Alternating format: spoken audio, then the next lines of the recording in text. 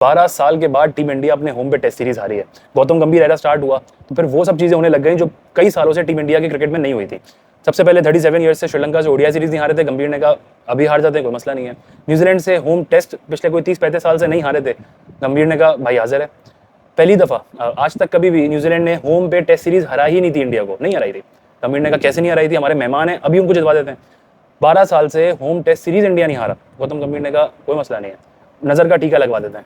अब शायद गौतम गंभीर कहीं ना कहीं कह दें कि एक छक्के ने वर्ल्ड कप जिताया था। एनीवेज, इस पूरी टेस्ट सीरीज के अंदर टीम इंडिया कहीं भी गेम में नजर ही नहीं आई। इतना वन साइडेड हार गया न्यूजीलैंड के साथ अपनी कंडीशंस पे। ऐसा लग ही नहीं रहा था जब टीम इंडिया खेल रही थी कि वही टीम है जो पिछले 12 साल से रूल कर रही है, डोमिनेट कर रही है होम क्रिकेट के अंदर। फर्स्ट इनिंग्स पे 46 पे ऑल आउट हुए। आई डोंट नो क्या सोच के डिसीजन लिया था कि ओवरकास्ट कंडीशंस पे आप पहले बैटिंग करें। एनीवेज, आपने कर ली, थोड़ा बहुत आप कमबैक भी कर गए, लेकिन वो जो 46 ऑल आउट का डेंट टीम इंडिया को पड़ा था वो अभी तक सेकंड टेस्ट मैच की सेकंड इनिंग्स में शो हो रहा था। टीम इंडिया प्रेशर में थी, एक उनकी बॉडी लैंग्वेज बहुत नेगेटिव नजर आ रही थी, वो प्रेशर में थे, गेम में ही नजर नहीं आ रहे थे वो। फिर उसमें विराट कोहली, रोहित शर्मा जैसे सीनियर क्रिकेटर स्टेप अप नहीं कर रहे, बहुत बैकफुट पे खेल रहे हैं। देखें, एक ना रियलिटी होती है, मैं खुद जेन्युइनली कोहली का बहुत बड़ा फैन हूँ, बट एक टाइम होता है आप सोचते हो कि यार अब इन प्लेयर्स का वक्त खत्म होने वाला है, या अब ये वैसी इंपैक्ट इनिंग्स नहीं खेल पा रहे हैं। एक टाइम था जब लोग कहते थे, सब कहते थे कि विराट कोहली ही टीम इंडिया की बैटिंग को संभाल रहा है, जो कि सच बात थी।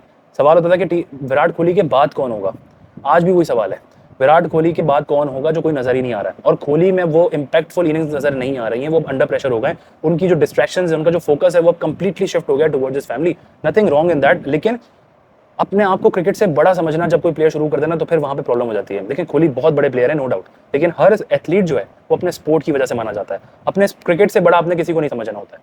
अब उनकी डिस्ट्रैक्शंस हैं, टेस्ट मैच के बाद लंदन चले जाएंगे, टेस्ट सीरीज के बाद लंदन चले जाएंगे, अकेले ट्रैवल करना है, अलग से ट्रैवल कर रहे हैं टीम से हटके। क्या ये फैसिलिटीज हर प्लेयर को मिल रही हैं? क्या ये अलग से ट्रैवल करना, अपनी फैमिली के साथ टाइम गुजारना, अगर ये हर प्लेयर को मिल रहा है तो सही है, लेकिन अगर सिर्फ कोहली को मिल रहा है तो ये गलत है। तो ये चीजें जो है ना पूरे तरीके से आपको डिस्ट्रैक्ट कर रही हैं। कमिंग बैक, रोहित शर्मा, रविंद्र जडेजा, ये दोनों भी अब कहीं ना कहीं थोड़ी बहुत लायबिलिटी बनते चले जा रहे हैं। आपके पास अक्षर पटेल मौजूद है, आप जडेजा पे क्यों जडेजा को कैरी करते चले जा रहे हैं? उन्होंने जितनी सर्विस देनी थी उन्होंने दे दी, अब मूव ऑन करने का टाइम आ गया है। अब किसी ऐसे प्लेयर को लेके आने का टाइम आ गया है जो एक बेहतर इंपैक्ट क्रिएट कर सके। जडेजा में वो बात नहीं रही है। रोहित शर्मा भी अब नए बॉल के सामने नहीं खेल पाते हैं, थोड़ा बहुत अटैक करते हैं, प्रेशर में आते हैं, फिर वो नए बॉल पे ही आउट हो जाते हैं। तो रोहित शर्मा में भी वो स्पार्क नहीं है, विराट में भी नहीं है, और रविंद्र जडेजा के अंदर भी वो चीज़ नजर नहीं आ रही है। बज़ाहिर इस पूरे टेस्ट सीरीज में ऐसा लग रहा था कि टीम इंडिया कहीं ना कहीं रहाणे और पुजारा को मिस कर रहे थे, जो स्पिन को बहुत अच्छा खेलते थे, जो प्रॉपर डिफेंड करना जानते थे, स्पिन को ऐसा कंट्रोल करते थे कि टीम इंडिया डोमिनेट। देखें, जितनी टेस्ट सीरीज इंडिया जीता है उसमें बहुत बड़ा रोल पुजारा और रहाणे का था। वो मिडिल ऑर्डर को बहुत संभालते थे, पुजारा, रहाणे और कोहली। अब सवाल ये है कि आपने पुजारा, रहाणे को तो बिठा दिया, अब कोहली के बाद कौन रिप्लेस करेगा? बात आती थी कि किंग नहीं होगा तो प्रिंस होगा, लेकिन वही बात है, शुभमन गिल से जो एक्सपेक्टेशंस रखी जा रही हैं वो कहीं भी उस पर पूरा उतर नहीं रहे। जब से ये फ्रेंचाइज क्रिकेट इतना उसको ग्रो करा दिया गया ना फ्रेंचाइज क्रिकेट को, तो प्लेयर्स की डिस्ट्रैक्शंस बहुत हो गई हैं। वो अब नेशनल टीम को प्रायोरिटाइज करने के बजाय वो ज्यादातर इन चीज़ों पर प्रायोरिटाइज करते हैं। हर चीज़ उनको मिल गई है, आसाइशें हों, अयाशियाँ हों, हर चीज़ ईजिली उनके एक्सेस में, तो प्रायोरिटाइज कम कर दिया है। नेशनल टीम में जो आपकी टेम्परामेंट, कमिटमेंट चाहिए होती है वो नजर नहीं आती है, वो बहुत वीक हो गई है। इस सब में टीम न्यूजीलैंड को बहुत क्रेडिट जाता है। उन्होंने इंडियन कंडीशंस पे आके, सब कॉन्टिनेंट कंडीशंस में न्यूजीलैंड को वैसे ही स्ट्रगल कर रहे थे। ना बांग्लादेश में जीते, ना श्रीलंका, ना पाकिस्तान में भी ड्रॉ हो गया था, लेकिन इंडिया आके उन्होंने 2-0 हरा दिया, एक तीसरा मैच बाकी है। तो न्यूजीलैंड को बहुत क्रेडिट जाता है कि वो तैयार होकर आए थे इन कंडीशंस पे खेलने के लिए। इंडिया की अपनी कंडीशंस थी, उनके बेताज बादशाह है टीम इंडिया अपने होम ग्राउंड की, वहां पे अश्विन और जडेजा को टिकने ही नहीं दिया न्यूजीलैंड ने। ऊपर चढ़ के खेला, रिवर्स स्वीप, आगे बढ़ के खेलना, अटैक करना, तो वो प्रेशर में रहे पूरे टाइम, राइट एरियाज पे या कंसिस्टेंट लाइन और लेंथ पे बॉल ही नहीं कर पा रहे थे। तो क्रेडिट बहुत बनता है। दूसरी तरफ मिचेल सेंटनर पूरी टीम खा गया इंडिया की, कमाल की बॉलिंग की है। मिचेल सेंटनर ने अपनी इंस्टा प्रोफाइल पे लिखा हुआ है, part time New Zealand cricketer, full time golfer. वो जिस एक्शन से आते हैं, ढीले ढीले, बिल्कुल नशे में, उस एक्शन से बॉलिंग करके वो पूरी न्यूजीलैंड टीम इंडिया को खा गए। 13 विकेट दे दी टीम इंडिया ने उनको, 13 विकेट्स, खेला ही नहीं गया उनसे left arm bowler. Rohit Sharma उनके सामने आगे बढ़ के अटैक करने के बजाय बिल्कुल डिफेंड किए जा रहे हैं।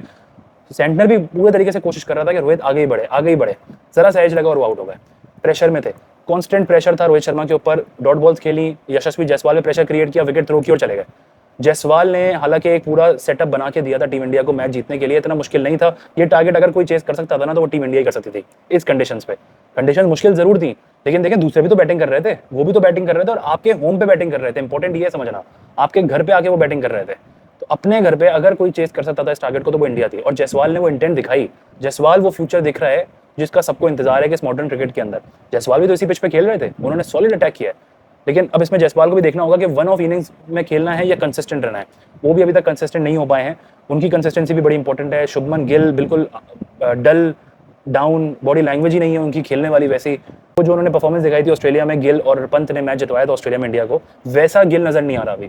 एकदम एकदम बैकफुट पे चले गए। बहुत ही स्ट्रेंज बात थी कि सीरीज के अंदर ना टीम इंडिया से स्पिन खेली जा रही थी ना फास्ट बॉल खेली जा रही थी। जिस तरह न्यूजीलैंड अटैक कर रहा था टीम इंडिया के स्पिनर्स के ऊपर, इंडिया बैकफुट पे जाके खेल रहा है, टोटल ब्लॉक कर रहा है वो बॉल्स को। नया बॉल आता था एकदम टीम इंडिया कोलैप्स कर जाती है। फर्स्ट टेस्ट मैच में 46 पे ऑल आउट हुए, कमबैक अच्छा किया, 400 रन बना लिए, लेकिन अगेन 54-55 रन पे 7 आउट हो गए। तो वो जो कोलैप्स हुआ वो फिर वही बात थी कि नई बॉल आई, उनसे खेला ही नहीं गया। बड़ी स्ट्रेंज चीज थी कि उनसे ना स्पिन खेली गई सीरीज में ना फास्ट बॉल खेली जा रही है अपनी कंडीशंस बना के।